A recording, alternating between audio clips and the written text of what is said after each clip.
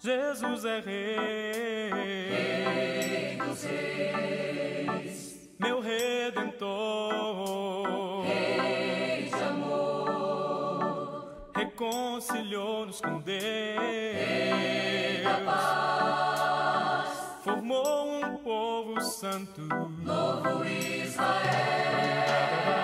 Jesus é Rei dos Reis. Bom dia a todos, essa é a nossa primeira videoaula que está sendo gravada como reforço às aulas de escola dominical sobre a revista Didaquê, que tem como tema de estudo o Credo Apostólico. Como foi definido nesse ano na igreja, nós vamos estudar o Credo Apostólico na escola dominical e durante a semana nos núcleos familiares. Por se tratar de um tema que envolve muita história e conhecimento um pouco mais profundo de teologia, nós decidimos fazer essa videoaula como reforço para os líderes de núcleos familiares, a fim de que eles possam compreender melhor o conteúdo e estejam mais aptos, mais seguros a transmitir esse conteúdo, além de promover um debate do tema nos núcleos familiares. Não é para ser exibido nos núcleos familiares, é apenas um vídeo de reforço. Hoje nós vamos estudar uma introdução ao Credo Apostólico, a fim de que a gente tenha um panorama histórico, cultural e teológico do que levou à confecção do Credo Apostólico, assim chamado Credo Apostólico. Em primeiro lugar, a palavra credo, né, o significado do nome. Credo, em latim, significa creio. Né, o que ele pretende ser? Uma exposição racional da fé cristã. Ele pretende sintetizar o tutano da fé cristã. Porque o nome apostólico foi ensinado pelos apóstolos? Não. Ele data do ano 325 ou 327 depois de Cristo. Ele é o resultado do primeiro concílio ecumênico realizado na cidade de Niceia, próxima a Constantinopla, atual Istambul, capital da Turquia. Por que então ele é apostólico?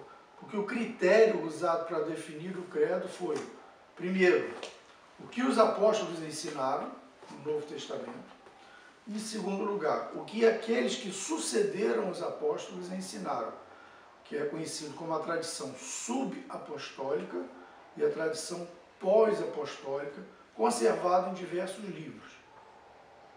Como questões introdutórias, nós vamos colocar, primeiro, quando ele foi escrito? Não há um consenso exato. Alguns historiadores eclesiásticos falam no ano 325, outros no ano 327 depois de Cristo. Ele foi escrito, aonde foi escrito? Na cidade de Niceia, como já foi dito, próximo de Constantinopla, atual Istambul, capital da Turquia. Por que ele foi escrito? Por causa da necessidade de se refutar as ideias de um bispo do patriarcado de Alexandria, no Egito, chamado Ário. Ário afirmava que Jesus não é igual ao Pai. Ele dizia que Jesus era Deus, mas ele não era, mas ele havia sido criado por Deus antes de toda a criação do mundo. Suas ideias ficaram conhecidas posteriormente como arianismo. E depois do concílio de Niceia, onde foram condenadas como a heresia ariana. Em que consiste essa heresia ariana? Ela é muito semelhante, na verdade, ela é a mãe da teologia das testemunhas de Jeová. Devido à afirmação bíblica de que há um só Deus, Ário não conseguia conceber que a pessoa de Jesus Cristo também pudesse participar da divindade. Então ele afirmava que há um só Deus, que é o Deus Pai, Jeová. Jesus Cristo, então, teria sido o primogênito de toda a criação, criado antes de todo o mundo, para a partir dele, da pessoa dele, ser criado todo o resto, a humanidade, toda a criação. O Espírito Santo também não seria uma pessoa da divindade. Então se nega a Santíssima Trindade. Qual o problema, né, que decorre dessa questão central, se Jesus Cristo era ou não era divino? Há alguns problemas primários importantes. A adoração, para quem deveria ser o culto? Jesus deve ser adorado ou não? Mas mais importante do que isso, é que se Jesus não é divino, segue que a salvação não pode ser atribuída a ele não tem o poder de salvar. Se Jesus Cristo não era divino, a salvação deveria se limitar, então, a uma imitação do seu caminhar, do seu andar. Jesus Cristo seria, então, aquele que o mestre, aquele que é um exemplo para nós, e ao imitar esse exemplo, ao andar como ele andou, praticar a justiça, eu serei salvo tão somente pelas minhas obras. Por outro lado, se Jesus Cristo é Deus, ele é capaz de salvar, porque somente Deus é capaz de salvar o homem. Foi Deus que afastou de si o homem por causa do pecado, e somente Deus pode trazer de volta o homem para si. Decorre também que, da mesma forma como foi por causa de um homem que o pecado entrou no mundo, haveria necessidade que um homem fosse justo bastante para que, na pessoa dele, a humanidade fosse reconciliada com Deus. Por isso, a teologia cristã se desenvolveu compreendendo a partir do critério das Escrituras, dos apóstolos e do ensino daqueles que sucederam os apóstolos, que Jesus Cristo era uma pessoa divina. Ele era Deus e era homem encarnado. Quando ele vem ao mundo, ele traz ao mundo Deus. É isso que João diz lá no seu prólogo. Vimos a sua glória como a glória do unigênito do Pai, e ele habitou entre nós. Palavra que no grego significa tabernaculou, se referindo lá àquele tabernáculo lá do Antigo Testamento, a tenda de Deus entre nós. Deus habitou, montou a sua tenda entre nós. De outra feita, quando Jesus Cristo ressurge, quando ele ressuscita dos mortos e ascende aos céus, ele leva consigo a humanidade. Por isso Paulo vai dizer na sua epístola aos Efésios que nós estamos em Cristo nas regiões celestiais. Porque assim como Cristo agora está elevado novamente à destra de Deus, nós que estamos em Cristo, estamos com Ele junto ao Pai. Então, Jesus Cristo é aquela pessoa que, por necessidade, precisava unir as duas naturezas. Mas essa transição, esse entendimento da igreja não foi decidido de maneira fácil. E o credo, ele vai ser, na verdade, uma elaboração final do Concílio de Nicéia, que foi o primeiro concílio ecumênico, universal. A palavra ecumene, em grego, significa universal. Foi o primeiro concílio universal, envolvendo todos os bispos de toda a grande igreja que havia na época. Ainda não havia a igreja católica romana, ortodoxa, a igreja nesse período era uma só. E nesse concílio eles vão se decidir e vão elaborar um documento. E é esse documento que nós conhecemos como Credo Apostólico. Segundo ponto, vamos compreender o panorama histórico-cultural. A fim de que a gente possa compreender adequadamente esse panorama histórico-cultural do Concílio de Nicéia, a gente vai adotar as divisões clássicas usadas nos livros de história do cristianismo, a saber, as origens, o período apostólico e o período patrístico, e suas subdivisões. As origens se referem naturalmente ao tempo de Cristo. As origens do cristianismo estão no próprio Cristo. As fontes históricas que nós temos estão nos evangelhos, daqueles que estiveram com ele, que foram escritas já depois, cerca de 30, 40 anos depois da sua morte e ressurreição. Essas são as origens. São os evangelhos que tratam especificamente da sua vida, da sua obra, do seu ministério público. Segue-se esse período apostólico. Então, nosso Senhor morre, é levado aos céus, e ficam então aqueles que estiveram com ele. A palavra apóstolos significa enviados. E esses que foram enviados para dar testemunho ao mundo do Evangelho. Os apóstolos então deixam esse legado, que hoje está conosco através das epístolas do Novo Testamento, as epístolas de Paulo, de Pedro, de João, testemunho narrado no livro dos Atos dos Apóstolos. Esse período apostólico ele é marcado por alguns fatos históricos muito importantes. Primeiro, no ano 70 depois de Cristo, os judeus se rebelaram contra o Império Romano e o imperador enviou a Jerusalém um general chamado Tito. Tito, então, destrói Jerusalém e dispersa os judeus, inclusive a igreja de Jerusalém. A essa altura, Tiago, que era o grande líder da igreja de Jerusalém, já havia morrido, e começa então a haver uma transição do cristianismo, que deixa de ser uma seita judaica e tem agora diante de si, como seu horizonte, um mundo greco-romano. Por que greco-romano? Porque o domínio político era o domínio do Império Romano, era o domínio romano.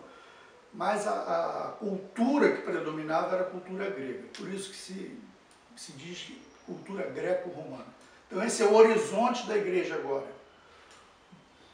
Então o período apostólico já marca essa transição. Nós vamos ter como exemplo perfeito disso o Evangelho de João, que é o último a ser escrito, por volta de 95 a 105 depois de Cristo, em que já não há mais Jerusalém, e o público-alvo desse evangelho já são os gentios, já são os romanos, já são os povos da cultura grega, onde ele introduz, inclusive, um elemento da cultura grega, que é chamar Jesus de palavra. Né? No princípio era o verbo.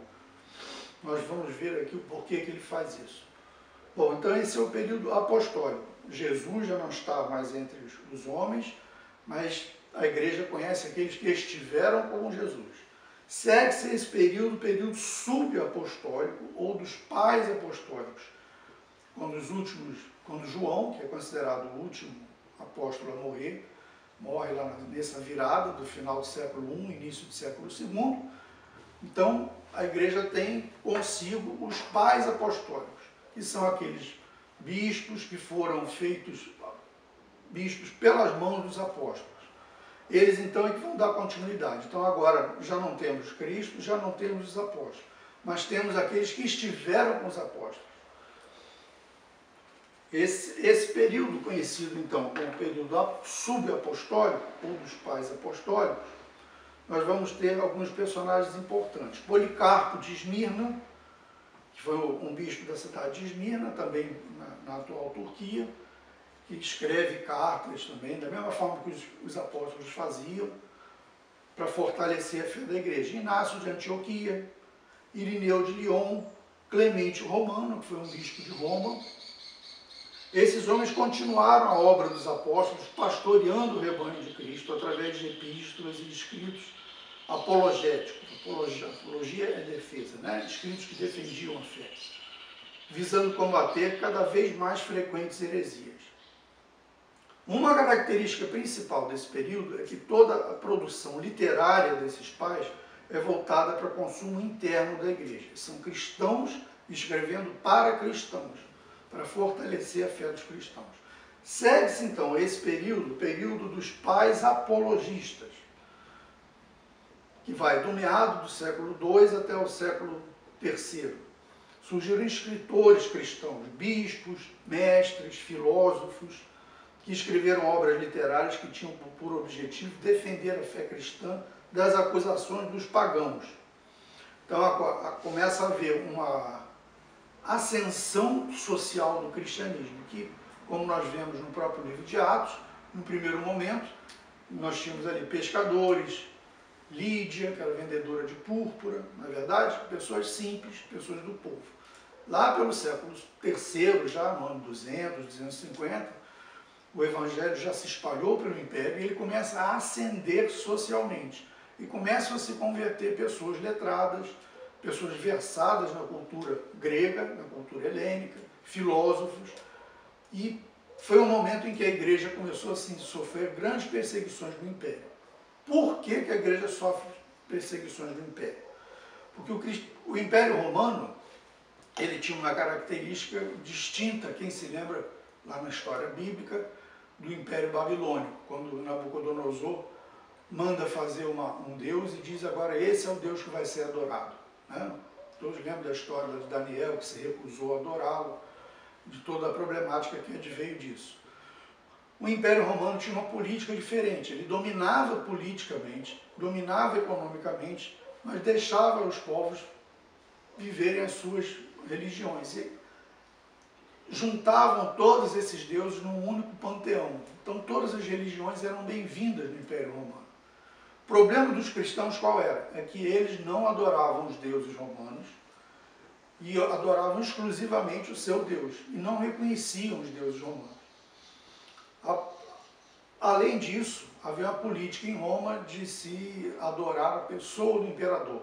Houve um período, exatamente nesse período, Roma começou a ter problemas econômicos e para fortalecer a unidade do império, eles promoveram um culto ao imperador. Então todo cidadão era convocado a comparecer diante de uma estátua do imperador, oferecer o sacrifício e reconhecê-lo como Deus. Por exemplo, as pessoas passavam na rua e diziam: César é Senhor. Os cristãos diziam: não, Cristo é Senhor. Essa mera saudação podia levar um cristão à morte, ao tribunal e à morte. Então o que acontece? Eles começam a ser acusados de ateus. Estranho para a gente, né? Por que os romanos viam os cristãos como ateus? Porque eles não adoravam os deuses romanos, então eles são ateus. Segundo, que eles eram incestuosos, porque chamavam uns aos outros de irmãos, mas se casavam entre si. Que eles eram antropófagos, porque diziam que comiam a carne e bebiam o sangue do seu Deus. E que eles eram ignorantes, que eles traziam uma doutrina nova que não tinha nenhuma consistência.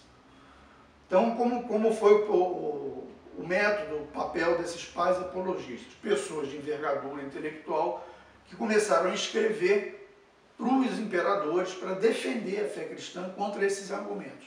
Aqui se deu uma virada muito importante no cristianismo. Paulo, vamos voltar um pouquinho ao livro de Atos, Paulo, quando esteve em Atenas, ele tentou comunicar o evangelho para os atenienses. Nós lembramos que ele chega em Atenas, vê vários altares, encontra ali um altar ao Deus desconhecido e tenta introduzir ali o Deus hebreu naquele Deus desconhecido. Ele não é bem recebido, não foi bem sucedido na sua tentativa. Os pais apologistas, por sua vez, acharam o caminho das pedras para fazer o que se chama de missão transcultural, ou seja, você transmitir a religião de uma cultura, que era a cultura hebraica, para a cultura grega. E o caminho foi o caminho da filosofia, porque os gregos tinham essa peculiaridade do racionalismo. Os pais apologistas, então, se utilizaram das categorias de pensamento dos próprios gregos para introduzir a fé cristã. Então, aqui se destacam nesse período Aristídeis de Atenas, que escreveu uma obra chamada Apologia, Taciano, o sírio, compôs um discurso contra os gregos, um muito importante chamado Antenágoras de Atenas, que escreve uma petição em favor dos cristãos por volta do ano 177. Ele escreve ao imperador Marco Aurélio. Teófilo de Antioquia, que escreve 3 livros a um amigo seu chamado Autólico. Hermes, o filósofo, e o mais famoso deles, Justino Mártir. Tinha uma escola de filosofia em Roma, se converte ao cristianismo, e ele vai ser o primeiro a dizer que o cristianismo é a verdadeira filosofia. Agora eu quero fazer uma pequena consideração, uma pequena pausa para a gente falar um pouco da filosofia grega. Não há como compreender a teologia cristã sem compreender a filosofia grega, porque na verdade o que nós temos aqui são duas culturas que vão se plasmar. A filosofia grega, começando pelo nome, o nome filosofia significa amor à sapiência, né? Filosofia como ciência é uma criação peculiar do gênio grego. O primeiro filósofo chamava-se Tales, ele era da cidade de Mileto, viveu por volta do ano 585 a.C., e ele foi o primeiro pensador a rejeitar as explicações sobre a origem do mundo e do homem fornecidos pela mitologia grega. Em vez disso, ele buscou compreender de forma racional e explicar a origem das coisas. Segundo Giovanni Reale, historiador da filosofia, a partir do seu nascimento, a ciência filosófica apresentou de modo nítido as seguintes características que dizem respeito, respectivamente, ao seu conteúdo, à ao seu método e ao seu escopo, ao seu objetivo final. Quanto ao conteúdo, a filosofia pretende explicar a totalidade das coisas. Por isso, nesse ponto, ela é chamada por ciência irmã da teologia. A diferença é que a teologia explica a partir da revelação e a filosofia procura explicar as coisas a partir do homem e do seu intelecto. Mas o objetivo é o mesmo. Quanto ao método, a filosofia quer ser uma explicação puramente racional dessa totalidade que é seu objeto. E quanto ao seu escopo, ao seu objetivo, né, ela tem um caráter puramente teórico, ela não pretende trazer aplicações práticas, né? Ela visa simplesmente buscar a verdade, compreender essa verdade e contemplar essa verdade. Ela se dividiu historicamente em duas correntes, em dois períodos, o período dos físicos e dos metafísicos. A palavra physis em grego que significa natureza. Estou falando o termo técnico para os irmãos se familiarizarem. Os físicos têm esse nome por quê? Porque eles procuraram compreender a natureza a partir da observação dessa mesma natureza. O primeiro deles, como foi citado, Tales de Mileto, observou que havia água em tudo. Quando uma pessoa morria, que o corpo secava, porque existe água no corpo e essa água desaparecia.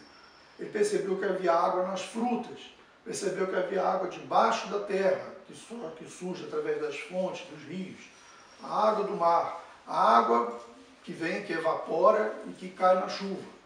Então ele disse, olha, o princípio de todas as coisas, a palavra grega arche ou arche, né, o princípio de todas as coisas é a água. Depois dele veio um outro que disse, não, o princípio de tudo é o fogo, porque sem calor não há vida. Né? É o fogo que modifica o clima e proporciona que a natureza exista na sua diversidade, e assim foram se sucedendo as diversas tentativas de explicar o todo a partir dos elementos da natureza. O mais interessante, né, título de curiosidade, a meu ver, é um filósofo chamado Demócrito, que ele intuiu, sem uso de nenhum aparelho moderno, que existiam átomos. Claro que não átomos como nós conhecemos hoje, os átomos da tabela periódica, né? Mas ele intuiu que existem árvores porque existem átomos de árvores, existem pedras porque existem átomos de pedras. Então, essa foi chamada a primeira navegação, a primeira tentativa de compreender as questões básicas, de onde nós viemos, por que existimos e para onde vamos, foi feita tentando explicar o todo a partir da observação do mundo físico. Por isso o nome de físicos. Veio então uma segunda geração, a partir de um homem chamado Sócrates, que se viu diante de um problema. Eles conseguiram explicar muitas coisas da natureza, mas não conseguiram explicar o ser humano. Por que nós sentimos, por que nós temos paixões, por que nós amamos, odiamos, pensamos, a ética, a moral. Então Sócrates propõe que existe um mundo metafísico. A palavra parece difícil, mas é muito simples. Meta é além, para além de. E físico, como nós já vimos, é a natureza, né? O mundo natural. Então, metafísico é para além do natural, ou como a gente, em bom português, sobrenatural. Então esses homens intuíram, diferente de Moisés, que teve uma revelação de Deus, esses homens intuíram pela razão, pelo uso exclusivo da sua razão, que é necessário, que deve haver um mundo sobrenatural, que a alma é pré-existente, ela vem de alguém que a criou no mundo sobrenatural. O primeiro grande filósofo metafísico chama-se Platão, foi discípulo de Sócrates. Platão então intuiu que os primeiros filósofos haviam detectado vários princípios, né? Ou arquês, como a gente fala em grego. Ele falou, não, é necessário que tenha havido um único princípio, que deve haver um Deus, que ele chama de uno indivisível, da onde veio todas as outras coisas. Esse uno, então, teria feito, por intermédio de um logos, que é a sua inteligência, né, um ser intermediário, teria criado todas as coisas. Claro que a gente não pode ver aí o Deus dos cristãos, né, o Deus hebreu, não é um Deus pessoal, é só uma intuição a respeito da necessidade de haver um Deus, que ele chama de uno e também de bem supremo. Um discípulo de Platão, chamado Aristóteles, vai para uma outra via, também um dos grandes pais da metafísica ocidental. Ele chega à seguinte conclusão, fala, olha, não é nem necessário especular sobre as coisas do mundo sobrenatural. O próprio mundo natural já é uma prova de que existe um mundo sobrenatural. Por quê? Porque tudo na vida tem uma causa. Assim como um animal precisa ser gerado por outro animal, e assim com as plantas e com toda a natureza, tem que ter havido uma causa primária de todas as coisas, né? Que ele vai então intuir e chamar de um motor primeiro. Uma causa que, para ser a causa de todas as coisas, teria que ser uma causa não causada. Ele causou todas as coisas, mas ele mesmo não foi causado. Ele chama de motor imóvel, um motor primeiro de todas as coisas. Esse seria Deus, seria a divindade suprema. Também não há em Aristóteles não dá para a gente ver ainda ali aquele Deus hebreu, que é um Deus pessoal, que tem vontade. Não. Aqui é meramente uma teoria sobre Deus, né? Que na teologia vai se chamar teodiceia. O que os pais apologistas fizeram, que Paulo não havia conseguido fazer, e eles fizeram, foram muito bem sucedidos, foi identificar o Deus de Abraão, Isaac e Jacó com o Deus que Platão e Aristóteles disseram que havia. Ele falou, olha, esse uno que vocês estão se referindo é Deus, Jeová, né? Ele é o único Deus. O motor primeiro que vocês chamam é o Deus que os hebreus chamam de Deus Criador, aquele que no princípio criou todas as coisas. E foi fazendo essa ponte, estabelecendo essa ponte, em missões, chamam de missões transculturais, que até hoje se faz assim. Quando você vai pregar para um índio, por exemplo, você descobre lá que no panteão dos índios existe um Deus supremo que é Tupã. Então você identifica o Deus cristão com Tupã, aquele que está acima dos outros. Isso é um princípio que até hoje é usado em missões chamadas de missões transculturais. Eles fazem, então, promovem essa ponte entre a cultura hebraica e a cultura grega, através do pensamento dos filósofos. E conseguem, então, introduzir o cristianismo de maneira muito bem sucedida no mundo grego, que era o mundo racional, né? O mundo do racionalismo grego. Se unem, então, em dois paradigmas, a ética dos judeus e o racionalismo grego.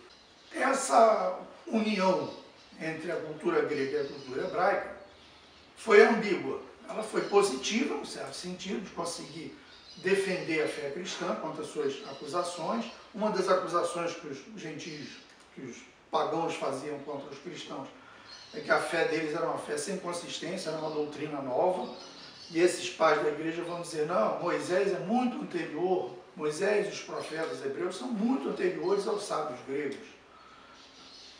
Eles conseguem derrubar os argumentos dos gregos e, através do próprio método grego, da própria sabedoria, da própria razão, demonstrar que a fé cristã era, nas palavras de Justino, a verdadeira filosofia.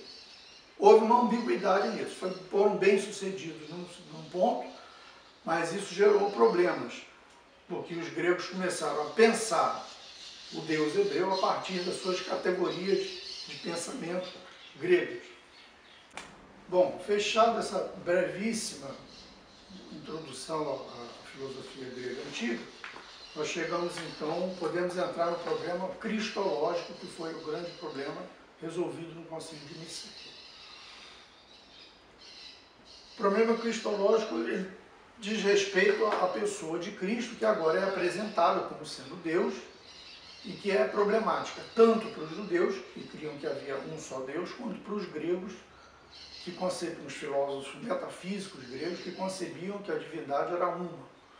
Como introduzir, como resolver o problema agora de uma segunda pessoa que afirma ter divindade. Existiam várias correntes na igreja. Existia na região da Antioquia, que é a atual Síria, uma tendência a ver em Jesus mais uma pessoa humana.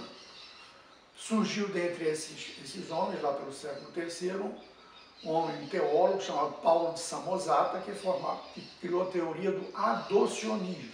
Ele disse o seguinte: Jesus Cristo foi um homem comum, que nasceu, que foi adotado por Deus. No dia do seu batismo, lá no Rio Jordão, o Espírito Santo veio sobre ele, o ungiu. Esse é o significado da palavra Cristo, né? Christos, em grego, é o ungido de Deus.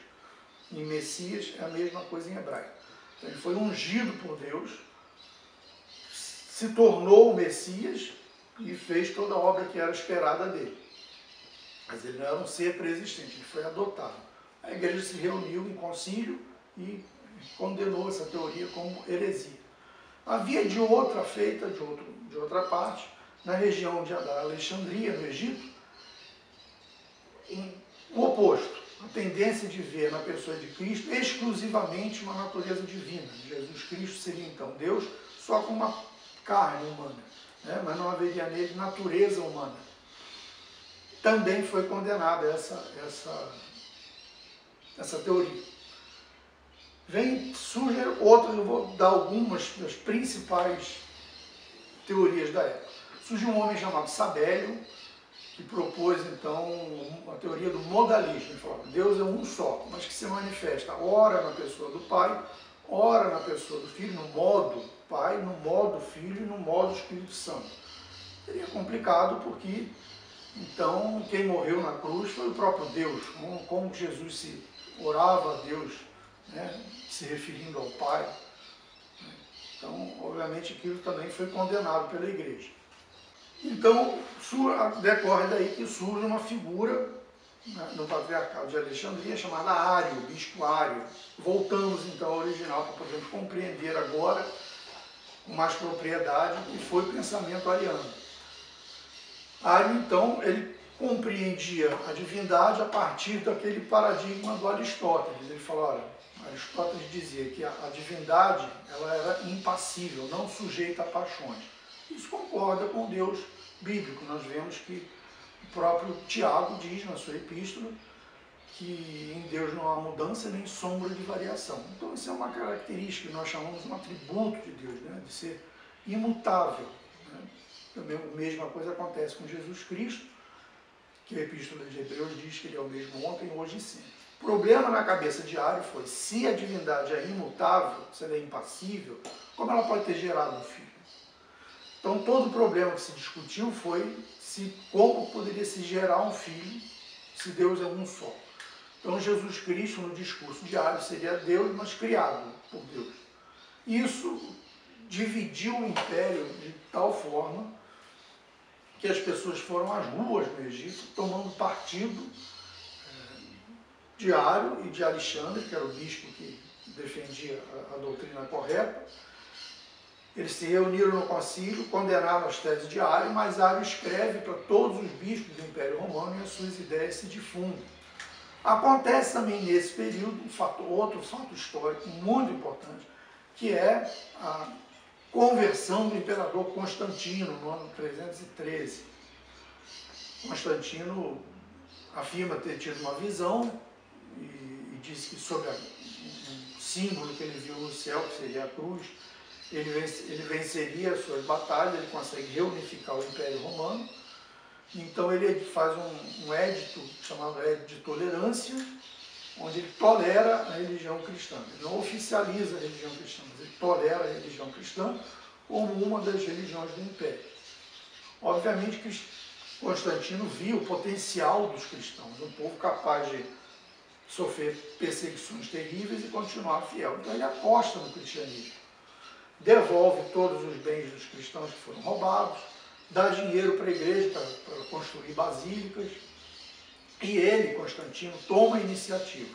Vendo que a igreja do Império estava dividida pelo arianismo, ele manda carta a todos os bispos do Império e convoca então um concílio, que por isso mesmo é chamado ecumênico. Os concílios até então eram locais e tinham esse problema: um bispo podia ser condenado como herege numa região, se mudar dali para outra região do Império e ser aceito como bispo lá.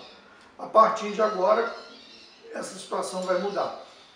Constantino convida então todos os bispos, com o dinheiro do Império manda carruagem, chama eles todos a Niceia, que era a cidade do lado de Constantinopla, que ele estava edificando para ser a capital oriental do Império, chama essas pessoas para lá, com todas as despesas pagas, E falando, né, de maneira coloquial, é como se ele dissesse: agora vamos sentar aí, vocês vão decidir se Jesus Cristo é Deus ou não, porque eu não quero uma igreja dividida no meu império. Bom, como então a igreja resolveu a questão ariana? Ário, o bispo, não pôde estar presente porque ele já havia sido deposto, mas o seu partido era muito influente, né? Os bispos que acreditavam nas suas teses, nas suas teorias, eram muitos, mas a igreja, para encurtar a questão, fez uma distinção entre criação e geração, ou seja, Jesus Cristo não foi criado por Deus, mas gerado de Deus. E eles lançaram mão da figura, de várias figuras, como por exemplo a figura do Sol, que gera calor, né? Então, desde que existe o Sol, existe calor e existe luz. Foi uma argumentação que valeu como analogia para explicar a própria Trindade. Essa discussão não se encerrou no Concílio de Nicéia, foram necessários mais 4 concílios ecumênicos, totalizando 5 concílios ecumênicos, que são os que vão definir a chamada ortodoxia cristã. O que significa ortodoxia? Orto significa correto, e doxa significa ensino, então é um ensino correto. A partir desse concílio ecumênico, por ele ter sido convocado pelo imperador, pela primeira vez na história, um dogma proclamado pela igreja vai ter força de lei, não só lei eclesiástica, como lei imperial. Então, a partir dali, o que foi decidido no império, no concílio, definiu o ensino correto da igreja. Por isso que esse período é chamado período patrístico, porque são os pais da igreja que vão gerar esse grande corpo doutrinário que define o cristianismo e que é comum nesse aspecto, tanto a igreja ortodoxa do Oriente, grega, russa, a igreja do Ocidente, a igreja católica romana, e as igrejas protestantes também. Todos nós cremos nesses pontos que foram definidos nesses 5 primeiros concílios. Bom, voltando à distinção entre geração e criação, então o que foi colocado foi que Deus é um só, uma única substância. Claro que nós temos aí o problema do uso da linguagem. A linguagem humana foi criada para que o homem pudesse compreender, definir, classificar as coisas que ele vê aqui no mundo físico. De repente ele tem que usar uma linguagem humana para falar de aspectos que não são humanos, que são, né, desse mundo sobrenatural. Então há uma limitação da linguagem. A própria analogia do Sol, é claro que ela é limitada, mas ela serve para dar um parâmetro para a nossa mente entender a diferença entre criação e geração. Então, há uma só substância, que é uma palavra do mundo físico, né? Substância que você tem nos objetos. Mas eles usaram essa palavra grega, ousia, para dizer que Jesus é consubstancial ao Pai. Ou seja, existe uma única substância divina, mas nessa substância subsistem, como diz Calvino, 3 hipóstases, 3 pessoas, a do Pai, a do Filho e a do Espírito Santo. Não são 3 deuses, não são 3 seres diferentes, é um único ser, mas que existe em 3 pessoas. Também a palavra pessoa está eivada de problemas, porque pessoa pressupõe natureza, pressupõe vontade, né? E eles têm todos uma mesma natureza. Mas foi assim que se definiu a grande questão da Trindade. Então, resumindo, o que o credo apostólico fez foi definir: crer em Deus Pai Todo-Poderoso, Criador do céu e da terra, em seu Filho unigênito, né, consubstancial ao Pai. Então definiu-se ali a ortodoxia de que Jesus Cristo é Deus, ele é igual a Deus. Se os irmãos tiverem oportunidade aqui em Curitiba de passar em frente, ali na Brigadeiro Franco, da igreja de São Jorge, que é uma igreja ortodoxa libanesa, se não me engano, os irmãos vão ver que a arquitetura da igreja reflete a importância que eles dão à ortodoxia. Eles têm 3 portas simetricamente idênticas, uma do lado da outra. Você tem 3 entradas na igreja, em forma de arco. 3 entradas. Simbolizando a igualdade entre as pessoas do Pai, do Filho e do Espírito Santo. A distinção entre as pessoas da Trindade vai se dar, então, vai ser explicada pela igreja como uma distinção de função. Bom, qual a relevância do estudo do credo apostólico hoje? Nós vivemos num tempo em que o sentido de fé se degenerou em crença, né? E o credo ele é um símbolo de fé. Hoje muitos têm fé em Cristo, mas sem incluir nessa fé o conhecimento, o entendimento de tudo que está implícito na confissão de ser cristão. E a própria Bíblia diz que não é bom ter zelo sem ter entendimento. Então, quando nós dizemos que somos cristãos, está embutido tudo isso aqui que o credo resume. O credo é considerado o credo de todos os credos. Mesmo o nosso símbolo de fé presbiteriano, que é a confissão de fé de Westminster, ele está baseado no credo apostólico, numa interpretação reformada, naturalmente, do credo apostólico. Outro ponto de relevância do estudo do credo apostólico é que nós temos até hoje, por exemplo, como foi citado, a própria seita das Testemunhas de Jeová, que é uma seita ariana, né? A concepção que eles têm de Deus é a concepção de Ario. Jesus Cristo foi um ser criado, não deve ser adorado. O Espírito Santo não é uma pessoa, mas apenas uma força que emana de Deus. Que Deus é um só e que a salvação é pelas obras. E somente 144 mil vão viver no céu na presença de Deus. Os outros que não forem tão bons nas suas obras vão viver aqui na terra, numa terra restaurada. É a heresia ariana ressurgida, reformulada, modernizada. E não só entre as testemunhas de Jeová, nós temos hoje o líder dessa Igreja Mundial do Poder de Deus, o Valdemiro Santiago, que afirmou recentemente, num dos seus programas na televisão, que Jesus Cristo não é Deus. Ele foi criado por Deus, antes de todas as coisas, mas ele não é Deus. Então, como a gente pode ver, é um assunto relevante, bem atual, né? No século XIX, surgiram também outras heresias que procuram negar a Santíssima Trindade. Concluindo, então, a fé cristã ela é uma fé histórica. O seu principal evento histórico foi a encarnação do Filho de Deus, Jesus Cristo. Como vimos, coube aos apóstolos e aos seus sucessores desenvolver o pleno significado completo de tudo que envolveu essa encarnação, esta presença de Deus entre os homens. A controvérsia ariana, como eu já falei, ela não se resolveu em Niceia, mas lá foram lançadas bases para que nos outros 4 concílios ecumênicos todas as questões relacionadas à natureza da pessoa de Cristo fossem definidas. Por isso nós presbiterianos chamamos a nós mesmos de reformados, porque há uma substância católica na nossa fé, né? O ramo reformado protestante difere do ramo radical da reforma, né? Nós aceitamos os símbolos de fé de Niceia. Os reformados, como o próprio nome já diz, eles não negam o grande legado que os pais da igreja nos deixaram, né? Eles também aceitam a tradição, embora não confiram a ela um valor meramente histórico, embora confiram a ela um valor meramente histórico e testemunhal, não fonte de revelação. Aceitamos os 5 concílios ecumênicos como definidores da ortodoxia cristã e por isso adoramos de igual modo ao Pai, ao Filho e ao Espírito Santo. Também por isso cremos na salvação pela fé somente, pois somente o ser que fosse ao mesmo tempo divino e humano poderia simultaneamente trazer em si o Deus perfeito e o homem perfeito.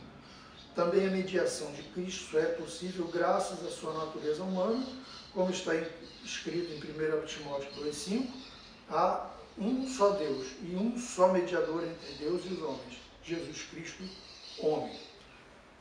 Colocamos à disposição os nossos e-mails do professor Aquias e o meu, do professor Vinícius, se alguns irmãos tiverem mais alguma dúvida, e espero que essa aula tenha sido esclarecedora do ponto de vista histórico, teológico, para que a gente possa situar melhor o que levou ao Concílio de Niceia e ao seu símbolo de fé, que é o credo apostólico, da mesma forma, para que possamos compreender de maneira mais adequada qual a relevância desse tema tão presente nos nossos dias, no nosso culto, que faz com que a gente cante louvores a Deus, louvores ao Espírito Santo, louvores à pessoa de Cristo.